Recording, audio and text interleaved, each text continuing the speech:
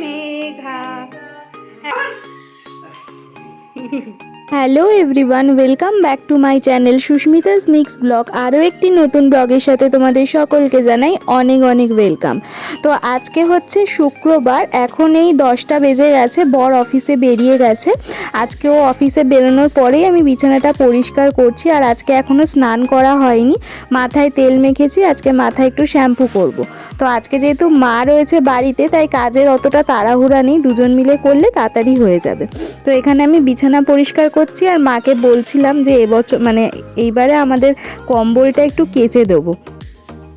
মানে কি বলতো, প্রত্যেকবারই কম্বল গায়ে দিই আর রোদ খাইয়ে তুলে দিই, কাঁচা আর হয় না। তো ভেবেছি এইবারে একটু কেচে দেবো, 3-4 দিন লাগবে শুকাতে, তবুও ভাবছি রোদ তো এখন ভালোই দিচ্ছে, তাই কেচে দেবো। তো যাই হোক, বিছানা পরিষ্কার করে তারপরে চলে গেছিলাম স্নান করতে। এখন স্নান করে বেরিয়ে যাচ্ছি হচ্ছে আমাদের পাড়ার দোকানে।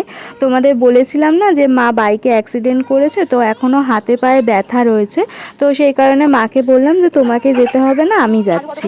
তো এখন এখান থেকে আলু, পেঁয়াজ আর কিছু গ্রসারি আইটেম যেগুলো লাগবে আর কি, সেগুলো নেব, নিয়ে তারপরে ঘরে গিয়ে রান্না বসাবো। তো এই যে রান্না বসিয়ে দিয়েছি অনেকক্ষণ, কিন্তু মাঝে আর ব্লগটাকে কন্টিনিউ করা হয়নি, একটু অন্য কাজে ব্যস্ত হয়ে পড়েছিলাম। তো এইদিকে দেখো ভাত হয়ে গেছে, আর আজকে দুপুরে হচ্ছে ডিমের ঝোল।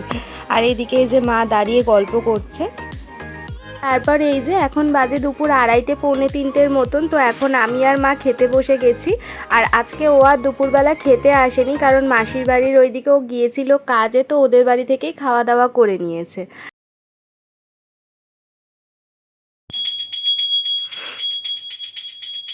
তো এই যে এখন বাজে সন্ধে 6টার মতন, এখন মা সন্ধে দেখিয়ে দিচ্ছে ঠাকুরকে। আর আজকে দুপুরবেলা আমি প্রচুর ঘুমিয়েছি, এখনও পর্যন্ত আমার ঘুম থেকে চোখ ছাড়েনি আর কি, মনে হচ্ছে যে এখনও ঘুমোলে ভালো হয়।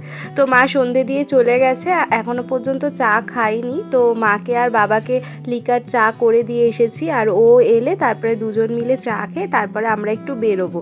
তো এই যে সকালে যে জামা কাপড়গুলো কাচা ধোয়া করেছিলাম, তো এই জামা কাপড়গুলো এখন গুছিয়ে রেখে দিচ্ছি। আর কালকে ফার্নিচারগুলো কিছু ডাস্টিং করা হয়নি, আজকে ওগুলোকে একটু পরিষ্কার করব, পরিষ্কার করে সব রেখে দিয়ে তারপরে এই 7:30-8টা নাগাদ ও ফিরলে চা খেয়ে আমরা একটু বেরোবো। আসলে আজকে হচ্ছে মেঘার জন্মদিন, তো আমরা সবাই মিলে প্ল্যান করেছি, আর অয়নদাও রয়েছে, সবাই মিলে আমরা প্ল্যান করেছি যে একটু কেক কাটা হবে, সবাই মিলে একটু বসে গল্প আড্ডা দেবো। তো সেই অনুযায়ী আমরা আজকে সন্ধেবেলা বেরোবো। তো চলো আমি কাজগুলো ঝটপট সেরে ফেলি, আর তোমরা ব্লগটা কন্টিনিউ দেখতে থাকো।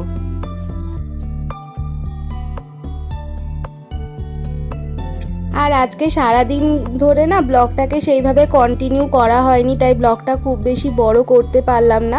আজকে কেন জানি না খুব বেশি এনার্জি লাগছিল না ব্লগ করার, আর মনেও থাকছিল না। তো সেই কারণে ব্লগটা আজকে অনেকটাই ছোট হয়ে গেছে। তো যাই হোক, ভাবলাম যে যেটাই করেছি সেটাই তোমাদের সাথে শেয়ার করব, সেটা ছোট হোক বা বড় হোক। তো এই যে ওইদিকে জামা কাপড়গুলো সব গুছিয়ে তুলে রাখলাম। তো এখন চলে এসেছে এই ফার্নিচারগুলো ডাস্টিং করব বলে। তোমাদেরকে তো আমি সবসময় বলি, একদিন যদি আমি ফার্নিচারগুলো ডাস্টিং না করি, এত ধুলো পড়ে যায় যে কি বলবো, কোথা দিয়ে এত ধুলো আসে ভগবানই জানে। তো যাই হোক, এইগুলো এখন পরিষ্কার করে ঘরদোরগুলো একটু ঝাঁটপালা দিয়ে তারপরে রেডি হব।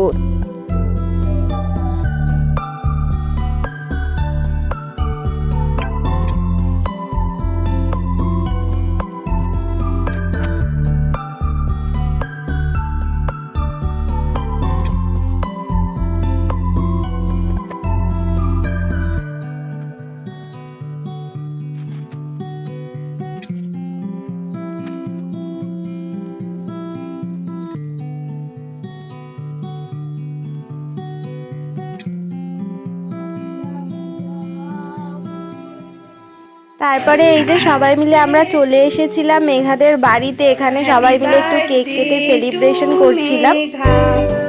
Happy birthday to you, happy birthday.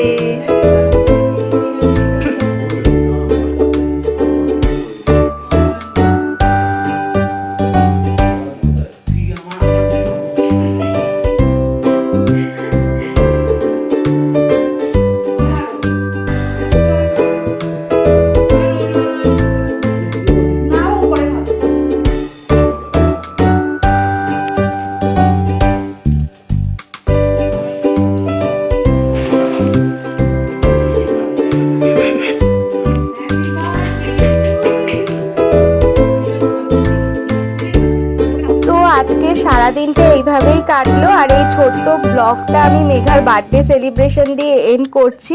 ভালো লেগে থাকলে লাইক করে দিও, আর যারা এখনও চ্যানেলটাকে সাবস্ক্রাইব করোনি তারা ঝটপট সাবস্ক্রাইব করে বেল আইকনটা প্রেস করে দাও, যাতে করে আমি যখনই ব্লগ আপলোড করব তোমাদের কাছে নোটিফিকেশান যায়। তো চলো এখন টাটা, বাই বাই, সকলে ভালো থেকো, সুস্থ থেকো।